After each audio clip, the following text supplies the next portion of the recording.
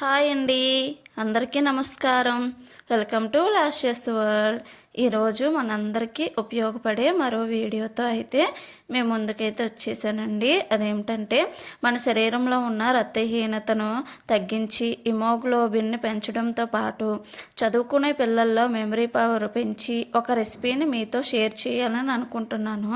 పిల్లల నుండి పెద్దల వరకు దీన్ని తరచుగా ఏదైనా రోజులో ఒకటి తింటే చాలండి. అంటే ఉదయం అయినా తినొచ్చు, రాత్రి అయినా తినొచ్చు. ఎంతో ఆరోగ్యంగా ఉంటారు. చుక్క నూనె లేకుండా పంచదార గట్ట వాడకుండా ఎంతో ఆరోగ్యకరమైన పద్ధతిలో దీన్ని అయితే తయారు చేశాను. వచ్చేయండి, ఎలా చేయాలో చూసేద్దాం. మరి మీరు కానీ ఈ ఛానల్ని ఫస్ట్ టైం చూసినట్టయితే తప్పకుండా సబ్స్క్రైబ్ చేసుకోండి. ముందుగా మనం ఒక ప్యాన్ తీసుకొని దాన్ని ఫ్రీ హీట్ చేసుకోవాలి. తర్వాత దానిలో ఒక 4 టేబుల్ స్పూన్ల నువ్వులు అయితే వేసుకోండి. మంటని లో flame to medium to adjust చేసుకొని దోరగా వేయించుకోవాలి. తర్వాత అదే ప్యాన్లో 4 టేబుల్ స్పూన్ల వేయించిన శనగపప్పునైతే తీసుకోవాలి. అవి కూడా దోరగా వేయించుకొని పక్కకు తీసి పక్కన పెట్టుకోవాలి. తర్వాత అదే ప్యాన్లోకి అటుకులు వేసుకోవాలి. వాటిని కూడా బాగా వేయించుకోవాలి. అటుకులు వేగినప్పుడు వీడియోలో చూపిస్తున్నట్టు చేతితో నలిమితే పొడి పొడిగా వచ్చేలాగా వేయించుకోవాలి. అలా వచ్చినంత వరకు కూడా అటుకులను వేయించుకోవాలి. ఇలా వేయించుకున్న అటుకులను కూడా ఒక ప్లేట్లో వేసుకోవాలి, పక్కన పెట్టుకోండి. ఏ కప్పుతో అయితే అటుకులను తీసుకున్నామో అదే కప్పుతో రాగి పిండిని కూడా తీసుకోండి. ఈ రాగి పిండిని కూడా సన్నని మంట పైన వేయించుకోవాలి. ఈ రాగి పిండిని వేయించుతున్నట్లు మరో పక్కన వేయించుకొని పక్కన పెట్టుకున్న నువ్వులు, ఇంకా వేయించిన పప్పు, ఇవన్నిటిని కూడా ఒక మిక్సీ జార్ వేసుకొని దానిలోకి 2 లేదా 3 యాలకులను యాడ్ చేసుకోండి. మొత్తాన్ని మెత్తని పౌడర్లా చేసుకోవాలి. చేసుకొని అలాగా పక్కన పెట్టుకోండి. మధ్య మధ్యలో రాగి పిండిని కూడా కలుపుకుంటూ ఉండండి. రాగి పిండిని 2 నిమిషాల పాటు వేయించుకుంటే సరిపోతుంది. పచ్చివాసన పోవాలన్న మాట, అంటే దీన్ని పచ్చివాసన పోయేటట్లు వేయించుకోవాలి. దీనిలోకి నెయ్యి కానీ నూనె కానీ వేయనవసరం లేదు. ఇలా రాగి పిండిని కూడా 2 నిమిషాల పాటు సన్నని మంట మీద వేయించుకున్న తర్వాత ఈ పిండిని కూడా ప్లేట్లో వేసి, రాగి పిండితో చేసిన ఏ ఐటమ్స్ అయినా చాలా మంచివి కదండి. మన శరీరంలో ఉన్న రక్తహీనతను తగ్గిస్తుంది, హిమోగ్లోబిన్ పెంచుతుంది, ఎముకల్లో అయితే గట్టిపడుస్తుంది కదా. ఇంకెంత హెల్త్ బెనిఫిట్స్ ఉన్నా ఈ రాగు లడ్డూనైతే తప్పకుండా చేసుకుని తినండి. రాగుల్లో ఎక్కువగా అయితే ఐరన్, కాల్షియం పుష్కలంగా ఉంటుందండి. ఏ రక్తహీనత బాధపడుతున్న వారు కూడా ఖచ్చితంగా ఈ లడ్డూను చేసుకుని రోజుకొకటి తింటే చాలండి. ఎన్నో లాభాలు అయితే పొందవచ్చు. టేస్ట్ కూడా చాలా అంటే చాలా బాగుంటుంది.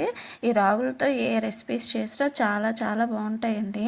ఇప్పుడంటే అన్నీ జంక్ ఫుడ్స్ వచ్చి మనం ఇవి మర్చిపోయాం. కానీ మన పాతకాల రోజుల్లో మన తాతయ్యలైనా మన అమ్మమ్మలైనా ఇలాంటివి తినే కదండి ఎంతో దృఢంగా ఆరోగ్యంగా కూడా ఉన్నది. పిల్లలకు రోజుకు ఒక లడ్డు పెట్టండి. ముఖ్యంగా ఆడపిల్లలకు పీరియడ్స్ టైంలోనే నడుము నొప్పులు, కాళ్ళ నొప్పులు ఎక్కువగా వస్తాయని అంటారు కదా.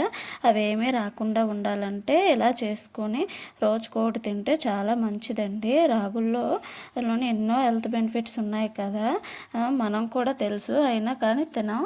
ఇలా చేసుకొని పెట్టండి. చిన్నపిల్లల నుంచి పెద్దవాళ్ళ వరకు ఎవరైనా దీన్ని అయితే రోజుకోటి తింటే చాలా మంచిదండి. మన పిల్లలకైతే మెమరీ పవర్ కూడా చాలాగా మెరుగుపడుతుంది. ఇలా ఈ రాగి పిండితో చేసుకున్న రెసిపీస్ ఏవైనానండి మన పిల్లలకి స్నాక్స్గా కూడా పెట్టుకోవచ్చు. జంక్ ఫుడ్ బదులు ఇలా రాగి పిండితో ఏం చేసుకున్నా చక్కగా హ్యాపీగా హెల్తీగా కూడా ఉంటాయి కదా, అందుకు చక్కగా పెట్టుకోవచ్చు. ఇలా ఈ రాగి పిండితో ఏ రెసిపీస్ అయినా తినడం ద్వారా మన డైజెస్టివ్ సిస్టమ్ అయితే మంచిగా ఇంప్రూవ్ అవుతుందండి. చాలామందికి డైజెస్టివ్ ప్రాబ్లమ్స్ ఉంటాయి కదా. ఇలా రాగి పిండితో అంబలు కానీ లడ్డు కానీ ఏం చేసుకుని తిన్నా కూడా డైజెస్టివ్ సిస్టమ్ అయితే చాలా బాగా పనిచేస్తుంది. తర్వాత మనం 2 పొడులు అయితే బాగా మిక్స్ చేసుకోవాలి. అదే ప్యాన్లోకి 1 కప్పు బెల్లాన్ని తీసుకోండి. తురిమిన బెల్లం అయితే ఈజీగా కరిగిపోతుంది. తురిమిన బెల్లం తీసుకోవాలి. ఏ కప్పుతోనైతే మనం బెల్లం తీసుకున్నామో అదే కప్పుతోని 2 కప్పుల నీళ్ళని అయితే తీసుకోవాలి. బెల్లం పూర్తిగా కరిగినంత వరకు కలుపుకోండి. ఈ బెల్లం మరిగిన దానిలో సాల్ట్ యాడ్ చేసుకోండి. కొంచెం బెల్లం పూర్తిగా కరిగిపోయి నీళ్ళు బాగా మరిగినప్పుడు ఇలా ఒకసారి వడకట్టుకోండి. వడకట్టుకోవడం ద్వారా బెల్లంలో ఉన్న ఏదైనా డస్ట్ ఉంటే వేరుపడిపోతుంది. తర్వాత మంటను లో ఫ్లేమ్లో పెట్టుకొని మనం ముందుగా తయారు చేసుకున్న పొడులు రెండింటిని కూడా ఒకసారి బాగా కలుపుకోండి. ఇలా 2 పిండిలను బాగా కలుపుకున్న తర్వాత మరుగుతున్న బెల్లం నీటిలోకి వేసుకోండి. ఇలా వేసుకున్న వాటిని బెల్లం నీళ్ళతో బాగా కలిపేలాగా కలుపుకోండి. మనం తీసుకున్న నీళ్ళకు వేసుకున్న పొడికి సరిగ్గా సరిపోతుంది. లో ఫ్లేమ్లో ఉంచుకొని ఈ పిండి మొత్తం నీళ్ళలోకి కలిసేలాగా నిదానంగా కలుపుకోండి. ఎక్కడ ఉండలు కట్టకుండా కలుపుకోవాలి. దీనిలోకి 1 స్పూన్ నెయ్యిని వేసుకోండి. వేసుకున్న నెయ్యి బాగా కరిగేలాగా అంతా ఒకసారి బాగా కలుపుకోండి. ఇలా లో ఫ్లేమ్లో 1 మినిట్ పాటు మొత్తం ప్రాసెస్ అనేది లో ఫ్లేమ్లోనే జరగాలండి. అప్పుడే మనకి పర్ఫెక్ట్గా వస్తుంది. ఎక్కువ రోజులు నిల్వ కూడా ఉంటాయి. ఇదంతా లో ఫ్లేమ్లో మాత్రమే చేసుకోండి. ఇలా కలుపుకున్న పిండిలో లాస్ట్లోని 1 అరకప్పు వరకు పచ్చి కొబ్బరి పొడిని వేసుకోవాలి. మీ దగ్గర పచ్చి కొబ్బరి లేకపోతే దాని బదులుగా ఎండు కొబ్బరి తురుమునైనా వేసుకోవచ్చు. మీ దగ్గర ఉన్న ఈవెన్ డ్రై ఫ్రూట్స్ అండి, అంటే అదే pumpkin sheets, sunflower sheets, water melon sheets ఉంటాయి కదా, అవి కూడా యాడ్ చేసుకోవచ్చు. ప్రజెంట్ నా దగ్గర అవి ఏమీ లేవు కాబట్టి నేను వేయట్లేదు. ఈ మొత్తం మిక్సీని ఒకసారి కలుపుకొని స్టవ్ ఆఫ్ చేసుకొని పక్కన పెట్టుకోండి. ఆ పిండి పూర్తిగా చల్లారకుండా గోరువెచ్చగా ఉన్నప్పుడు ఆ పిండిని మొత్తాన్ని ఒకసారి చేతితో ఒకసారి బాగా కలిపేలాగా కలుపుకోవాలి. తర్వాత చేతికి కొద్దిగా నెయ్యి కానీ నూనె కానీ రాసుకొని పిండిని కొద్దిగా తీసుకొని మీకు నచ్చిన సైజులో లడ్డూలుగా చుట్టుకోండి. తర్వాత వాటిని అరచేతిలో పెట్టుకొని వీడియోలో చూపిస్తున్నట్టు 2 చేతులతో నిదానంగా అద్దండి. అంచులు పగలకుండా వండటానికి వీడియోలో చూపిస్తున్నట్టుగా అంచులను కూడా నిదానంగా వత్తండి. ఇలా మిగిలిన పిండిని మొత్తాన్ని రెడీ చేసుకోండి. ఇలా చేసుకున్న వాటిని ఇడ్లీ ప్లేట్స్ ఉంటాయి కదా మన దగ్గర, వాటిల్లోనూ కానీ కుడుము పెట్టుకుంటాం కదా ఆ ప్లేట్స్లో కానీ అవి అన్నిటిని వాటిలో పెట్టుకోండి. ఆ ప్లేట్స్కి నూనె కానీ నెయ్యి కానీ రాయనవసరం లేదు.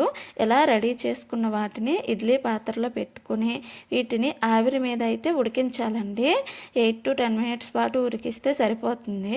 8 to 10 మినిట్స్ని వీటిని ఉడికించిన తర్వాత వీటిని చల్లారినంత వరకు ఉంచుకోవాలి. తర్వాత వాటిని ఒక బాక్స్లో స్టోర్ చేసుకుంటే సరిపోతుందండి. వీటిని రోజుకొకటి తింటే చాలండి.